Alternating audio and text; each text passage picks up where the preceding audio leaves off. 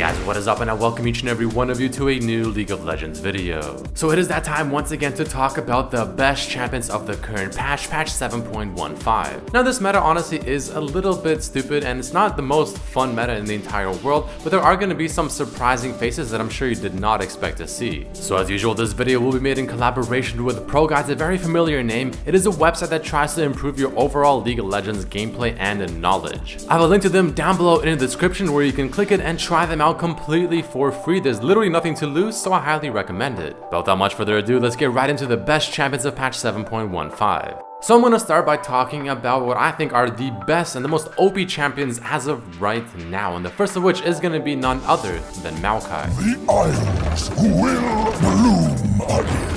So the current meta is definitely more favored towards tanks because at first ADCs were considered extremely overpowered, then lethality got buffed, and assassins became overpowered, then lethality got nerfed. Now tanks became overpowered because they were the answer to lethality. So we're sitting in a tank favored meta at the very moment, but you guys are still going to see some assassins on this list regardless. But anyways, Maokai is exceptionally strong and by far probably the best champion in the current meta and in League of Legends as of right now, whether you're playing him in the jungle or in the top lane. The reason is quite simple. His damage is definitely still there. His clear speed is actually quite good because of how you can abuse the saplings and bushes that go onto the camps. The damage is good, the clear is not bad, his ganking power is still fantastic. I personally think he has one of the best ultimates in the game now because of just the range that it covers. It essentially forces the enemy team to have to fight in retreat mode because nobody wants to get hit by that ultimate. But of course, probably the main reason as to why Maokai is so good right now is because again, it is a tank favored meta, and what does Maokai do better than most champions?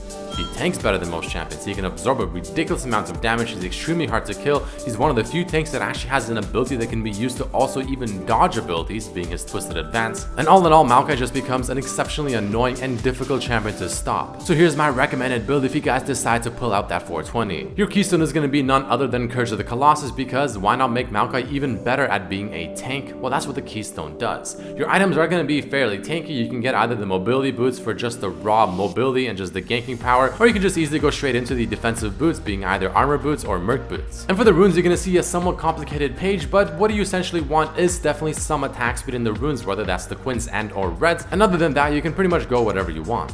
But following Maokai, we have yet another exceptionally strong jungler, to which I'm extremely surprised that Riot has decided to not touch whatsoever and pretty much not even nerf him. And that's going to be none other than Chogath himself. You wish the world you know to end. Now, Chogath is also really good at being a tank. He can arguably have the most HP in the game if you stack up all his items and have his ultimate at max stacks as well. But what makes Chogath exceptionally good is the fact that not only is his E really good, which perfectly synergizes with the keystone that you take, he brings a decent amount of CC, of course, having his Q and an AoE silence, and on top of this, his ultimate. If you combine that with Gargoyle Stoneplay, you get a ridiculous amount of HP, and since his ultimate now scales off of HP with how much damage it does, and don't forget it's also true damage, you can pretty much almost one-shot any squishy. And you can do that literally at the press of a button. That's not even a skill shot. So just on top of having a pretty decent clear, having decent gank power, giving a lot of CC to his team, being exceptionally tanky, almost just as tanky as Maokai, while also having the potential to essentially one-shot a squishy,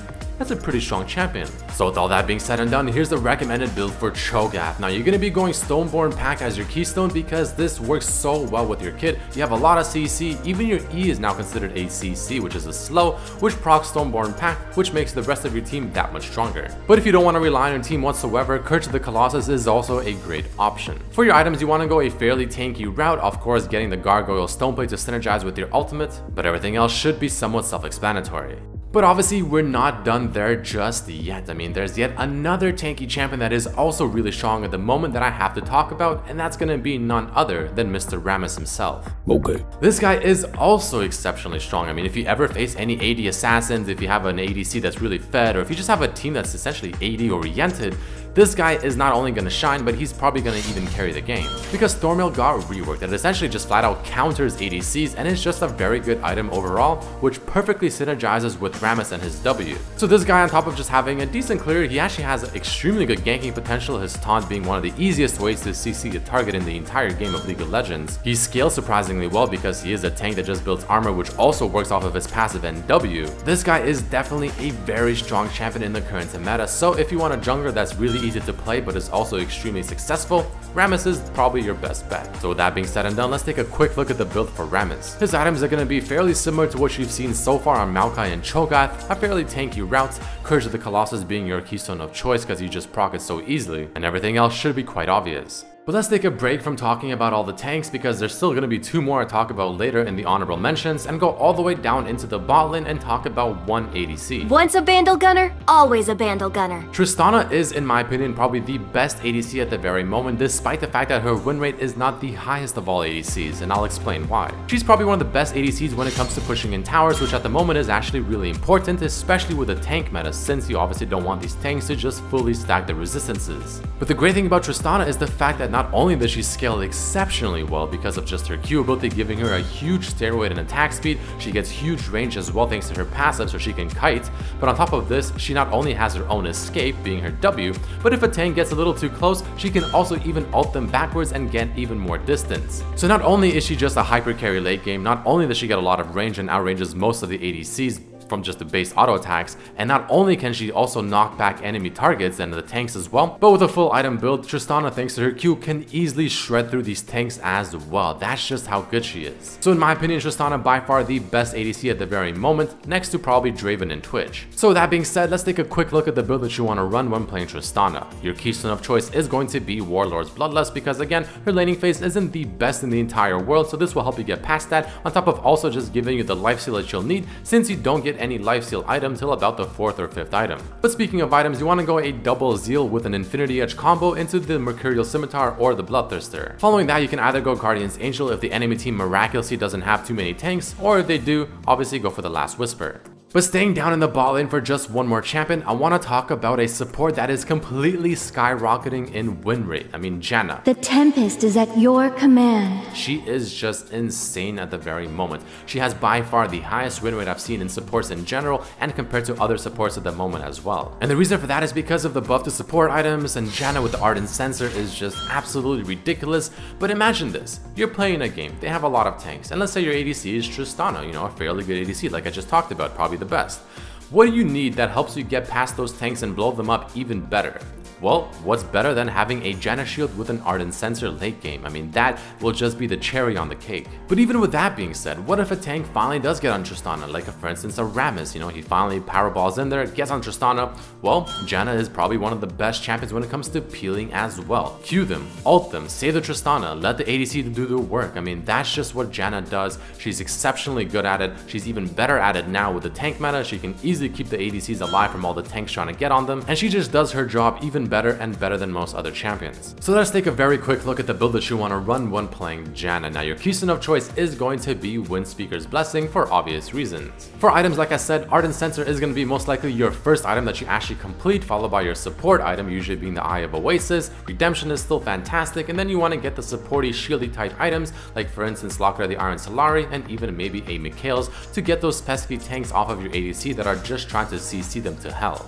But let us move over to the mid lane for just a bit because there's a pretty good champion that I've talked about already several times that is still fairly strong, and that's gonna be Malzahar. Oblivion awaits.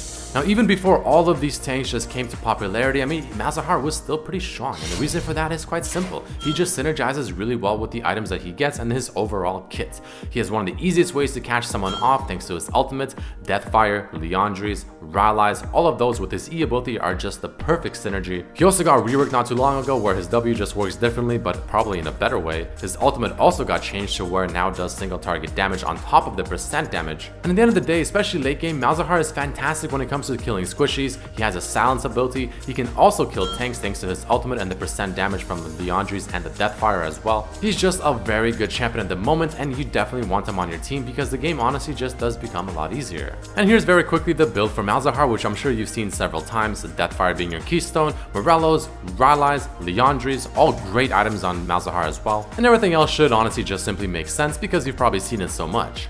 Now the final champion I want to talk about before going into 4 honorable mentions mentions is gonna be Talon. Surprise, surprise, an assassin is still on the list. Live and die by the blade. Well, if you were to take a look at win ratios, Talon has one of the highest win rates in the top lane and even one of the highest win rates in the mid lane. This guy is an absolute monster, and the reason for that is because he's just simply designed for solo queue. Ever since his rework, people have been adjusting to him, but he's definitely finding his spot, especially with the lethality buff.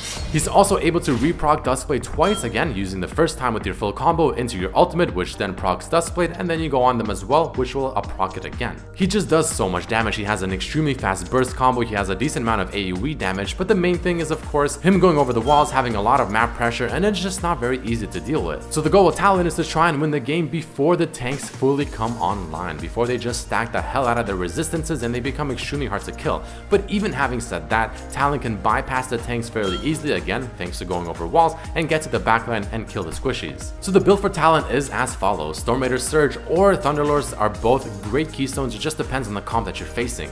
For your items, you want to go Duskblade and Youmuu's as well for the roam potential. Mobility boots are fantastic to make you go even faster over the walls and just even have more map pressure. Black Cleaver, Last Whisper are both great items to get that penetration going against the tanks once they finally slowly come online, but everything else should make sense in itself. Now very quickly, I want to talk about a few honorable mentions, two of which are actually assassins. The first of which is going to be Katarina. Now I feel like Katarina is actually making a comeback. Her win rate is pretty damn good, and I feel like she's actually not bad against tanks and even the current meta. Applying Grievous Wounds is really good against someone like a Maokai, even someone against like a Gragas, which I'll talk about soon, and the ADCs that try to lifesteal. She has a lot of mobility, so she can get past the tanks and get to the backline and kill them fairly easily. And I truly feel like the Katarina is slowly making a comeback, so you want to start watching out for her. But next to her, we have AKALI as well, that has also been making a huge resurgence recently, especially in the top lane. The reason for this is simple. She has a lot of mixed damage. It's hard for tanks to itemize against that. She has a lot of ways to get onto the backline and kill the squishies,